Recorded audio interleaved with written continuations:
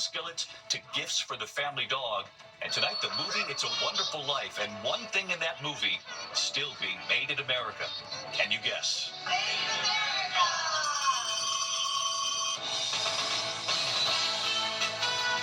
From ABC News World Headquarters in New York, this is World News Tonight with David Muir. Good evening, and it's great to have you with us on a very busy Wednesday night here. We begin tonight with a number of storms we're tracking at this hour, just as millions begin their holiday travel. Because of when Christmas falls this year, the FAA says tomorrow we'll see the most flights in the air this holiday season, passengers and cargo planes in time for the holiday. And tonight, look at this, back-to-back storms heading to the northeast. One storm stretching from the south all the way up to Maine. Heavy rain along I-95 for Philadelphia, New York, right up to Boston. Turning to snow inland in Pennsylvania, New York, and parts of New England. Snow already falling tonight in northwest Pennsylvania, beginning to pile up in downtown Meadville. Of course, it's right outside Erie. Low visibility and treacherous driving on roads, including Interstate 79 in Pennsylvania. And then a second storm right now across the upper Midwest, heading right into the Northeast after this. So let's go right to Chief Meteorologist Ginger Zee with us live tonight, tracking both storms. And tonight, she has the first look at the Christmas Day outlook. So, okay, Ginger, a lot to get through. Where are the storms tonight? Certainly. David, good evening to you. Let's start with the one that's over us right now. It is raining, and yes, we desperately need rain in a severe drought for New York City. Philadelphia certainly needs it, but all that heavy rain going to make travel tonight, especially on the roads, tough. I-95 all the way up through Connecticut to Boston. You're going to be dealing with that heavy rain, but it's the Poconos and the Catskills, the Green and White Mountains, where the snowy part of this system is. Everybody's free of it by early tomorrow morning, and that's good news for the air travel for the Northeast. However, there is another storm we're tracking, that one already making its way into the northern plains. Minneapolis is nearly a foot below average for snow already this season. They're going to be getting 3 to 6 inches. A winter storm warning slides right into Green Bay, where you could also have issues. The north side of Chicago, Grand Rapids, Michigan, my hometown. Watch that one as it expands and becomes snow for a lot of folks in Pennsylvania, West Virginia, and then up into upstate New York. For Friday night, here in the city, I think we could have a wintry mix. We could also see that rain-snow mix all the way up along the coast in the Cape. Behind it, my goodness, does it get cold. We're talking wind chills in the single digits for New York City. End of the weekend, start of the week, that's a 9 and an 8 you see there, David. And then we will see some warming. After Christmas Day itself, between then and New Year's, it's looking much above average for almost the entire nation. Yeah, it looks that way. Lot to get through before we get there. Ginger Zee with us tonight. Ginger, thanks. Yeah. Now to the other news and the harrowing ABC. We continue tonight into the Hill, the showdown brewing over a looming government shutdown right before Christmas. And now Elon Musk with a power play of sorts, now threatening members of Congress himself, saying anyone who votes for this new bipartisan spending bill that would keep the government open, quote, deserves to be voted out in 2 years. Tonight, President-elect Trump now weighing in. Here's Mary Bruce. Tonight, after a relentless pressure campaign from billionaire Elon Musk, Washington is now barreling towards a possible government shutdown just days before Christmas. Musk calling a shutdown infinitely better than passing a horrible bill, threatening that any lawmaker who supports it deserves to be voted out. The bipartisan deal that would keep the government up and running for 3 months was brokered by Republican House Speaker Mike Johnson. We got to get this done because here's the key. By doing this, we are clearing the decks, and we are setting up for Trump to come in roaring back with the America First agenda. But this morning, Musk, who President-elect Donald Trump has tapped to lead a new department on government efficiency, posting on X, this spending bill is a crime. The bill would fund the government through mid-March. Among other things, it includes $100 billion in disaster relief and billions more in assistance for farmers. But Musk says it's also bloated with wasteful spending. Republican leaders today caught off guard by Musk's pressure play. There'll be a lot of hard votes in the next couple of years, and it's not always going to be the case that the outside world, the social media audience, is going to be weighing in.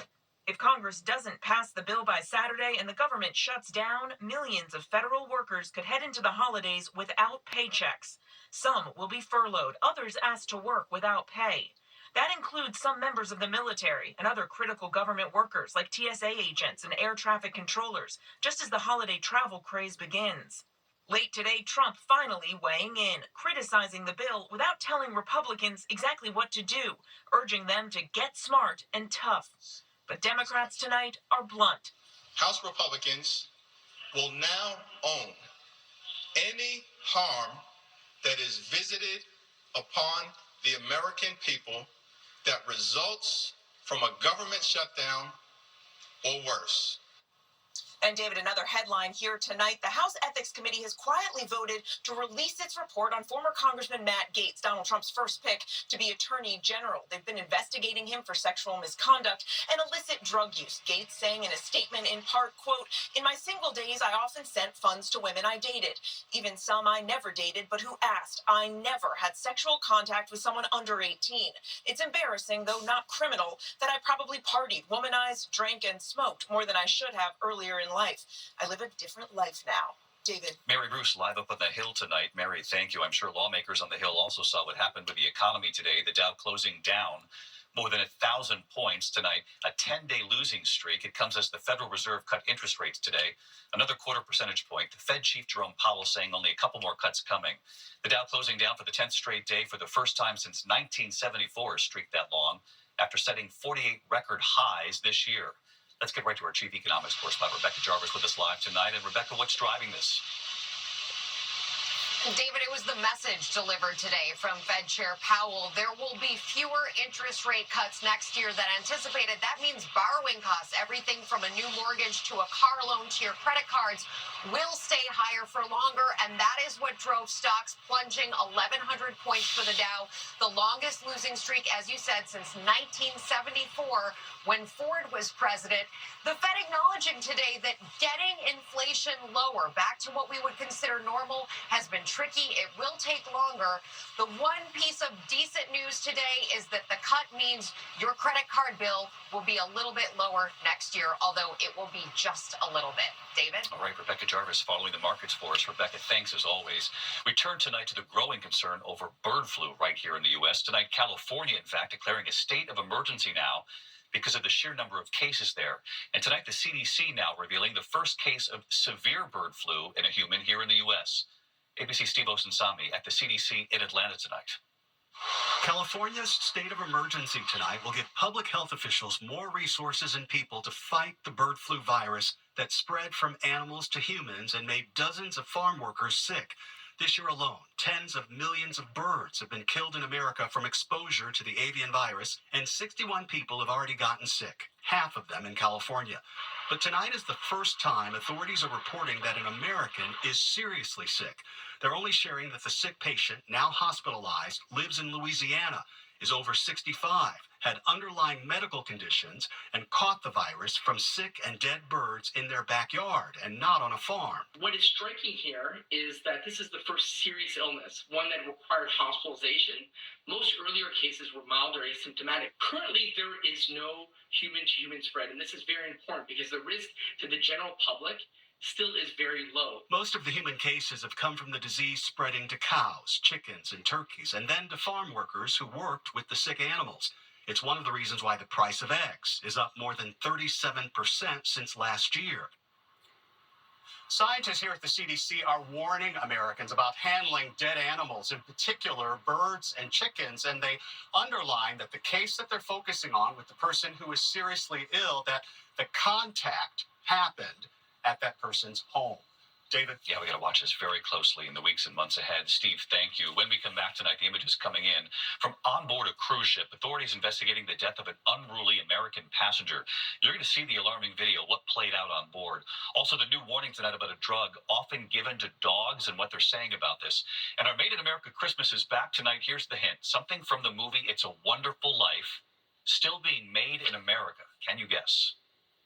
Authorities are investigating the death of an unruly passenger on board a Royal Caribbean cruise ship. The passenger dying while in detention while still on board.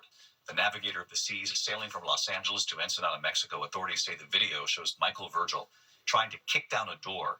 He allegedly threatened passengers and crew, security restraining him. He later died. Tonight, the cause of death has not been released. Royal Caribbean now saying it is cooperating with authorities.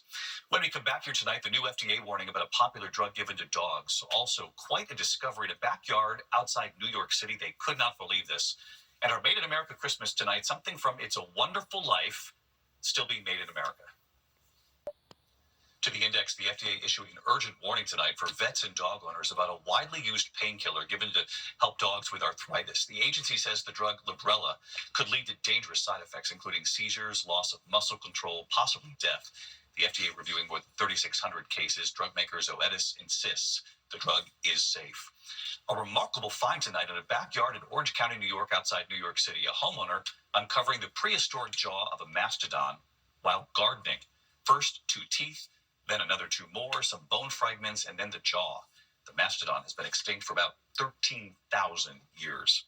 When we come back here tonight, our Made in America Christmas with something you've seen in It's a Wonderful Life in a moment. Finally tonight, our Made in America Christmas, from skillets to gifts for the family dog to something you'll remember from It's a Wonderful Life.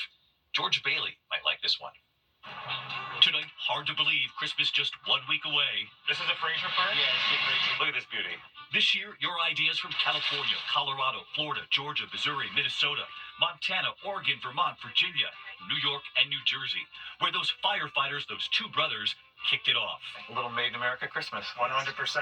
Tonight, South Pittsburgh, Tennessee, the foothills of the Appalachian Mountains. In 1896, Joseph Lodge started Lodge Cast Iron Skillets, the oldest manufacturer of cast iron cookware in America. Hi, David. I'm Mike Otterman, CEO of Lodge Cast Iron. A 5th-generation owned company. We employ 563 people, and every year we make 10 million pieces of cast iron cookware. 20 new hires this year, still hiring tonight. The iron and the recycled steel, the furnace heated to 2,800 degrees, the molten iron poured into molds. Adding to their list, their new Made in America cornbread set, complete with their Lodge cornbread mixes, their flavors, sweet as honey, hot shot jalapeno, true southern, and their skillet with the American flag and Made in America. So many fans online. Let me introduce you to your new favorite holiday cookie, the cornbread cookie. Posting their recipes. Open up your Lodge cornbread mix and add some cinnamon. Cornbread cookies for Santa. Look how pretty those are. The workers making those cast iron skillets with a holiday wave from their families. Hi. Little Rudy too. Those families proud. Those 3 words. And tonight here, don't forget the family dog. In Novato, California, outside San Francisco, Wagster Dog Treats. And some of their biggest fans, Murphy, Bella, Bocce, Cricket, Ginger, Rosie. With their banana and toasted coconut treats, Enzo, in front of the Christmas tree with their apple and toasted almond treats. Hi, David. Sally Miller and her mission. Wagster Treats, our line of dog treats, all made by our graduates who have faced homelessness and are rewriting their futures for themselves, their families, and their community.